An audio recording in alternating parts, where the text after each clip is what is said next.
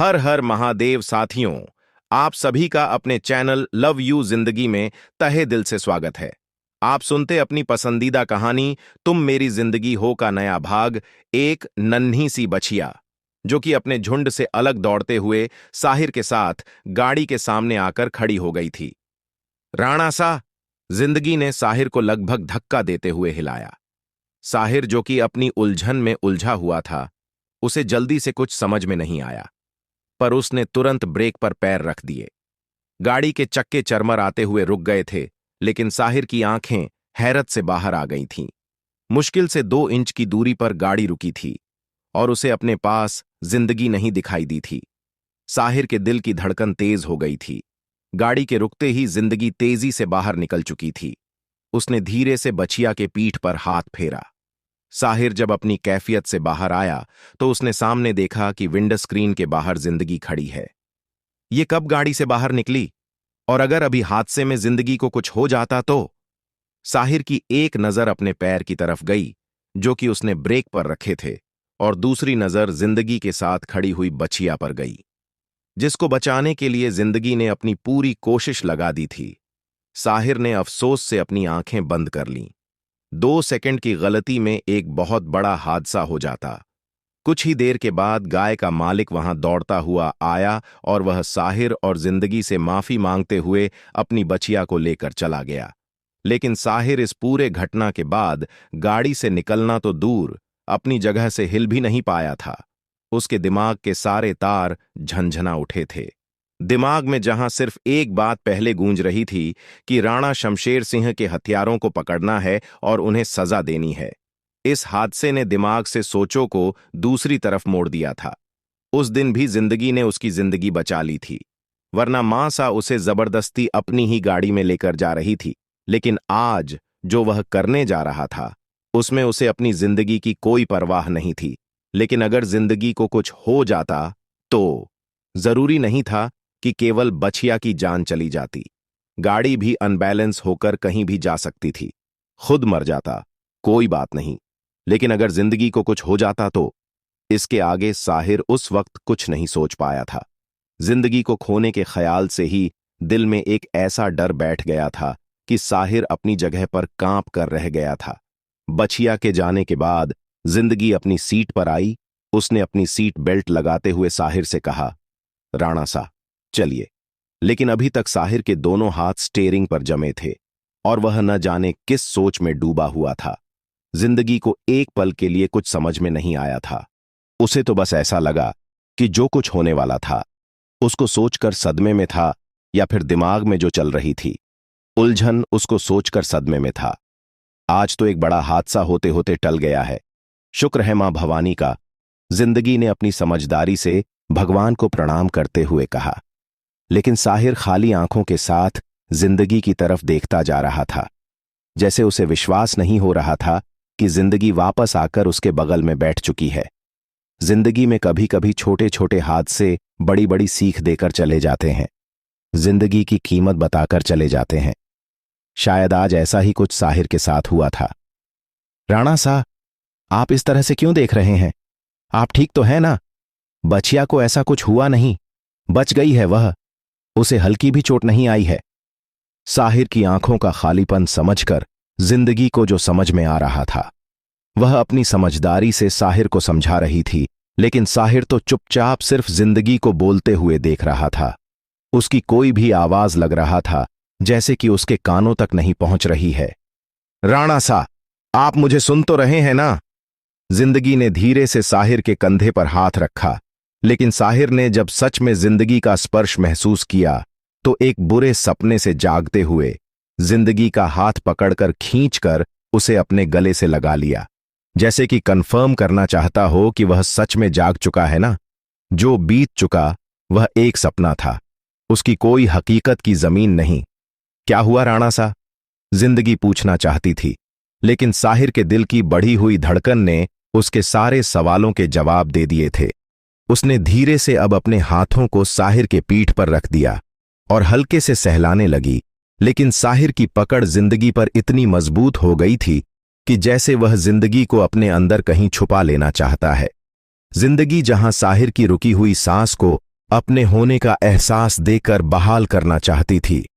वही साहिर नजदीकी से उसे कुछ अजीब सा लगा, एक अजब सी बेचैनी, एक अजब सा एहसास। ऐसा लग रहा था कि जैसे कि साहिर ने अपनी मजबूत बाहों में उसे इस कदर जकड़ लिया था कि अब उसकी सांस रुक जाएगी। पर आज जिंदगी को अपनी रुकती हुई सांस की कोई परवाह नहीं थी। उसका दिल और दिमाग तो बस साहिर की बढ़ी हुई सांस के बारे में सोच रहा था। अपने से भी पहले अपने राणा सा के एहसास को समझ रहा था। सब कुछ खो सकता हूं जिंदगी, लेकिन तुम्हें खोने की हिम्मत नहीं है।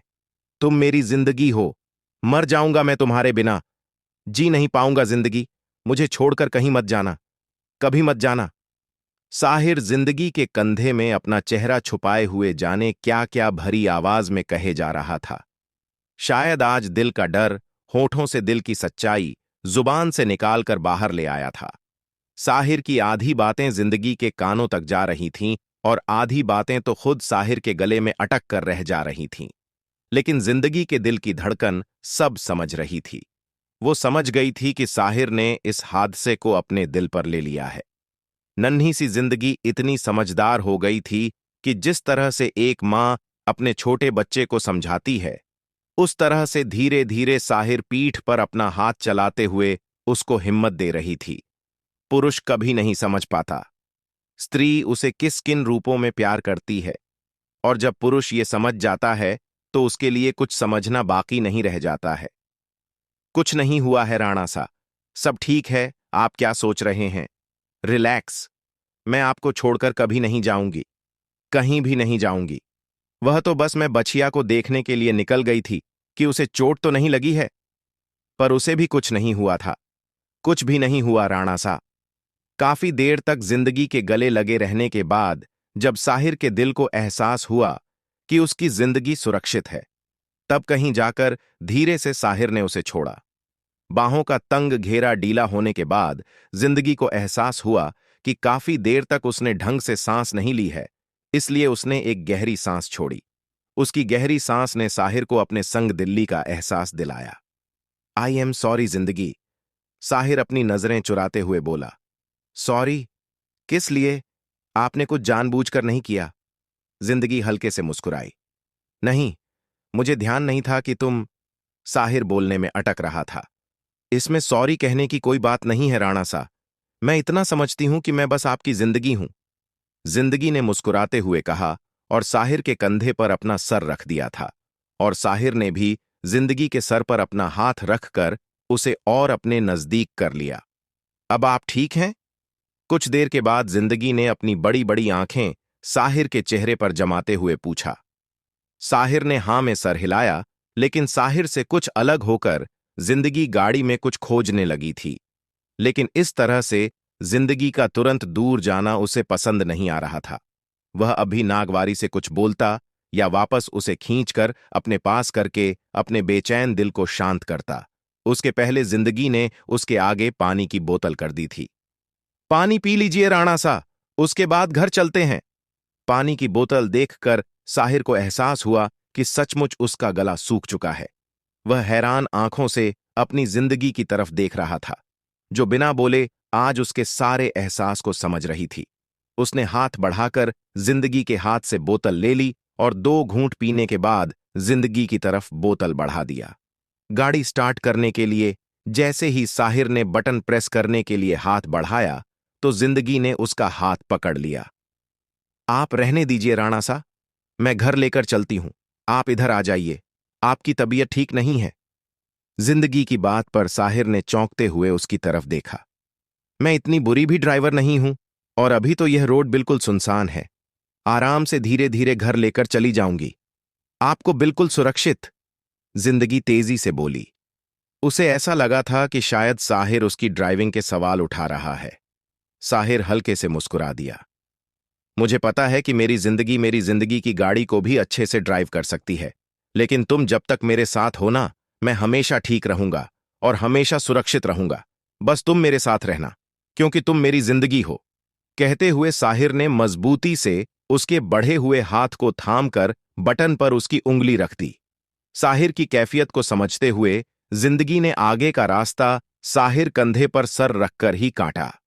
इस वक्त साहिर का दिमाग बहुत कुछ सोच रहा था, लेकिन दिल बस जिंदगी की नजदीकी को महसूस करना चाहता था। इसलिए अपनी पूरी जिंदगी में पहली बार दिमाग की न सुनते हुए साहिर ने सारे सोचों को किनारे करके दिल की सुनी और चुपचाप जिंदगी की नजदीकी को महसूस करते हुए अपने मंजिल तक आया। यह एपिसोड आपको कैसा लगा, कमेंट करके जरूर बताएं। मिलते हैं अगले भाग के साथ। तब तक के लिए वीडियो को लाइक और चैनल को सब्सक्राइब करना मत भूलिएगा। हर हर महादेव।